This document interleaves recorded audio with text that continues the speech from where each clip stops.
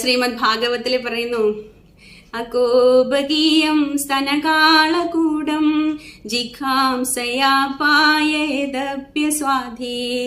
ലഭേ ഗതിം Dhathri ഉചിതാം തതോന്യം come വാ ദയാലും ശരണം വ്രജേമാം.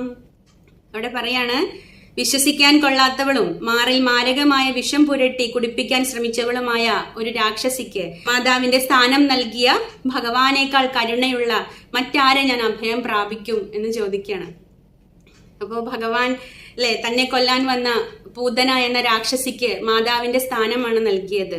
അപ്പോ അവര് ചെയ്യാൻ വന്ന കൃത്യങ്ങളെല്ലാം ഭഗവാൻ മറന്ന് ഭഗവാൻ ഒരു നിമിഷ നേരത്തേക്കെങ്കിലും അവരുടെ മാറിൽ നിന്ന് പാല് കുടിച്ചു എന്നുള്ള അല്ലെങ്കിൽ അമ്മയെ പോലെ അവര് ഭഗവാന്റെ അടുത്തേക്ക് വന്നു എന്നുള്ള ഒരൊറ്റ പരിഗണനയിലാണ് ഭഗവാൻ അവർക്ക് മാതാവിന്റെ സ്ഥാനം നൽകിയിട്ട് ആദരിച്ചത്.